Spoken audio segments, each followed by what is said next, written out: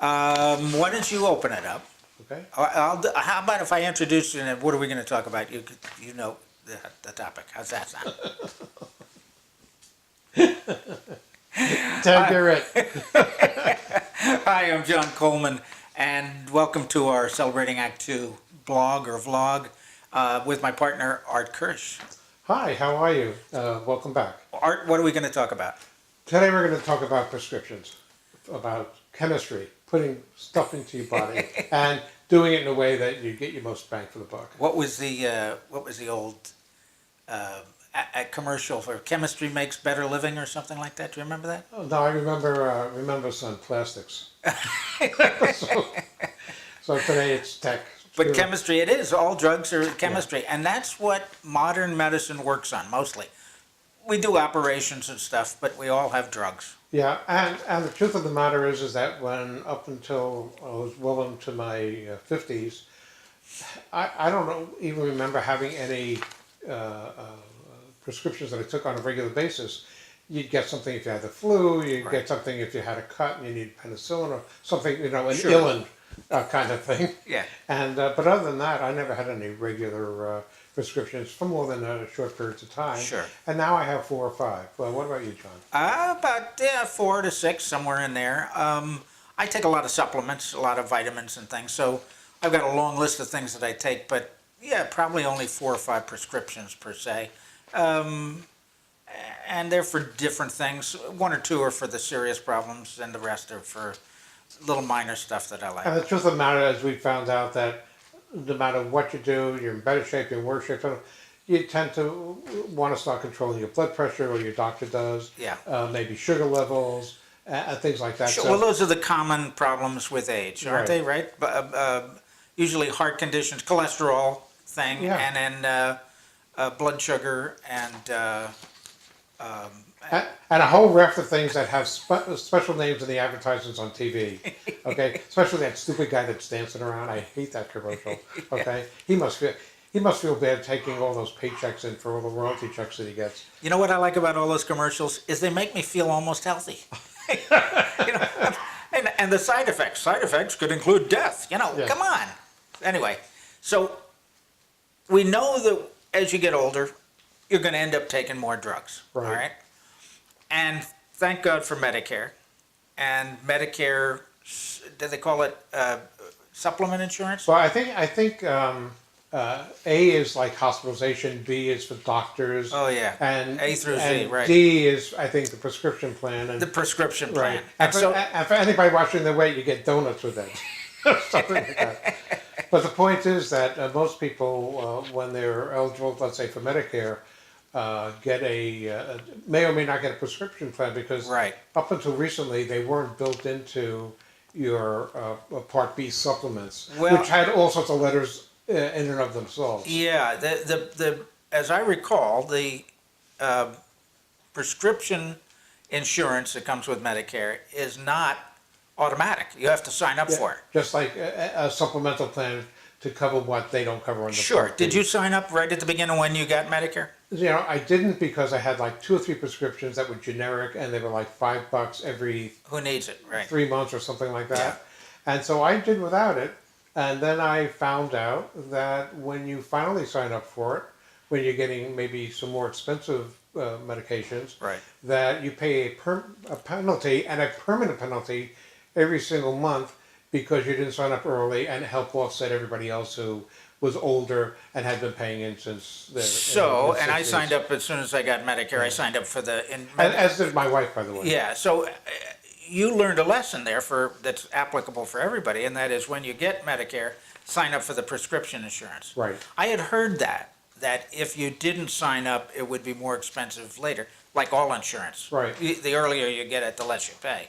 Right. And essentially what it is that because you're theoretically the younger person is going to have less need for prescriptions, they're paying in for a while and not truly getting the most financial benefit out of it. But if you wind up needing some chemo drugs or something like that are tremendously expensive, you try to sign up for the prescription plan, you can get it, but you'll be paying maybe hundreds of dollars more. Right. Because it's Because much it's more insurance, expensive. yeah. Yeah, that's why it's insurance, right? Yeah, Exactly. yeah. So remember that if you're not eligible for Medicare yet and you're thinking about that age when you reach what you need to sign up for, my personal answer is sign up for everything. Okay. And you can always cancel it. And by the way, because you looked at the audience, I'm going to look at the audience. And if you're not already asking for generics, both John and I, we were discussing this earlier, both use generics because generics are supposedly going to give you the same benefit as the brand names when they're available. You Right. can't get them in the early stages because they have a monopoly. The pharmaceutical companies have a monopoly for X number of years. But when the generics are available, they'll save you a ton of money.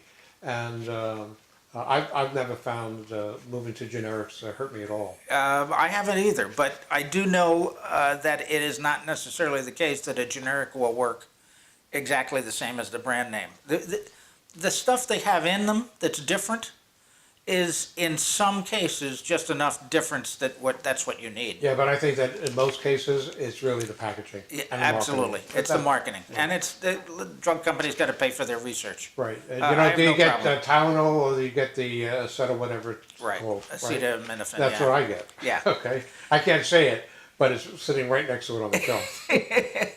Well, the doctors, in my experience, the doctors prescribe brand names. And that's for good reason because the brand name companies are marketing to the doctors.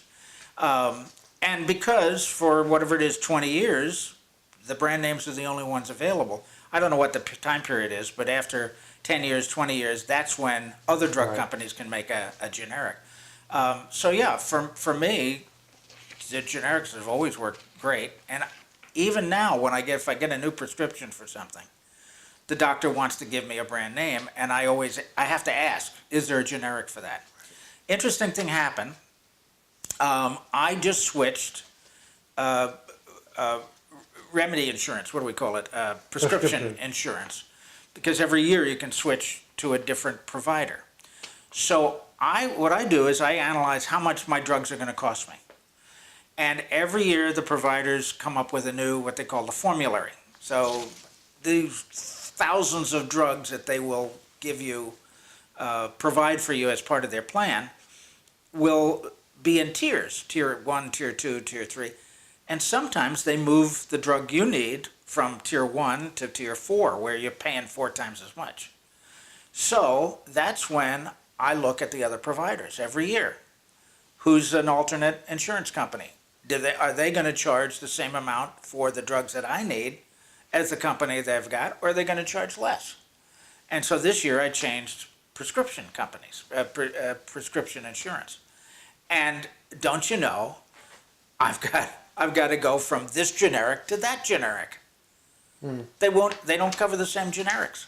Also, you found out that they had a preferred supplier. Yes. So you had to change even where you got, which meant that you had to go back where you picked it up, which means that you had to go back to your doctor and Yep. have him rewrite all the prescriptions. I have to change pharmacies. But for you, that was worth it. I'm a little bit more loyal than John is, even though I shouldn't be. By the way, he's doing the smart thing, and as you know, in an earlier segment, or maybe we'll get to another one, I switched my auto and home insurance from somebody I was with for 30 years, and they Wow. were $300, $400, $500, $600 a year more expensive, but they really were great. My broker was great.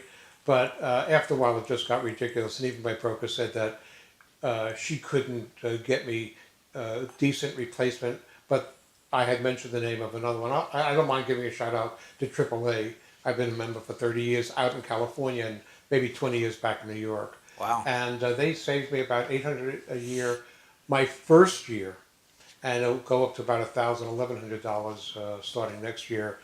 Because I had some water damage in the home that stayed on my record, and they were happy to cover me. They Yeah. charged me a little bit more, but even charging me a little bit more, they saved me about $800 Yeah. a year. Yeah. So When I switch insurance, whether it's homeowners insurance or prescription insurance, I generally look at about $200 as the break point. If you can save me $200 or more, then maybe it's worth jumping to a different insurer. So why don't we get back to, how do you go to a physical location to pick up your I do. prescriptions? I do. And I noticed that on this new insurance company, one of the prescriptions I have is cheaper if I use their mail order.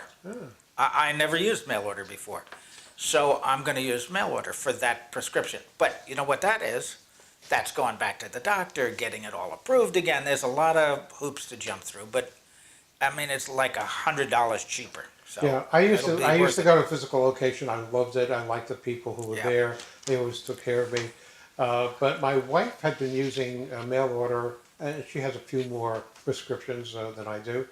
And I'd go out to pick up the mail, and I'd see her prescriptions in there, and Pretty convenient. Even with the latest government shutdown, the mail still comes through. So I switched to that about 2 years ago, and I'm loving it.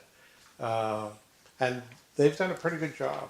So the convenience is there. Yeah. When I'm sure that your hard location sends you a reminder that you're running low. They're very good. I They're get very the good. same thing from my mail Yeah. order.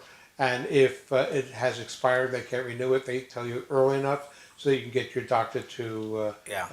electronically send them Yeah. a But permission. one of the things I like about going to the pharmacy, and over the years, I've used 3 or 4 different pharmacies around here. But one of the things I like about it is I like having the pharmacist on duty. I like the idea that you can ask them a question.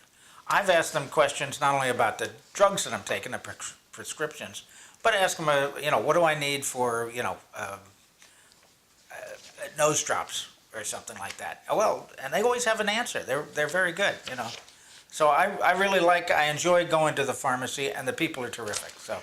I don't mind going to them, but when I was growing up in New York, and pharmacists used to be pharmacists. That's all they did. Yes. When you got prescription filled, and then it began to have 2 departments: the pharmacy and TBA, tires, batteries, and accessories. So when you go to a physical location, you tend to spend more. Oh, of certainly course. than mail order. Mail order, you just get the drugs in. So Of course. And, Yeah. and of course, in modern day now, consolidation in industries, the drug companies are buying the pharmacies are buying the drug yeah, and the companies. pharmacists, just like banks are in supermarkets, so are Yes. pharmacies, Target, Yep. which now carries food. So Yeah. all those things. So anyway, I think at this point, the important thing is that as you get the need for more and more prescriptions, you should take a look at prescription plans, particularly if you're eligible for Medicare, because you've sort of been getting it in many cases for the company supplied plan and not thinking too much about it. But now you have to make those choices, and by not choosing early, you could spend a lot more money for the same coverage later on. So especially when you get to your Medicare, take a look at the prescription plans. Sometimes they're included with the supplement plan, other times they're not. Yeah. So And my advice is, if you're on Medicare, even if you've been on Medicare for quite a while and you think you know all of this stuff, don't be afraid. You see the commercials on television. Don't be afraid to jump ship and change insurers every once in a while. That might be a better deal. You should do yourself a favor and investigate it every year and take a look at what you're getting, what you could get if you had a different insurer. So anyway, thank you for joining us for this vlog. And I spoke to somebody younger who said it really is vlog. So I have to learn how to Vlog with a V? Vlog. Vlog. Vlog. Okay. It sounds like some comedy routine. I'm sure it is. And Blazing Saddles or something. Anyway, thank you for joining us, and look forward to you joining us again. By the way, please subscribe to our YouTube channel or on our website so that we can capture your name and send you absolutely very little but cogent information about what's going on in the world of Celebrating Act Two. We'd love to hear from you. See ya.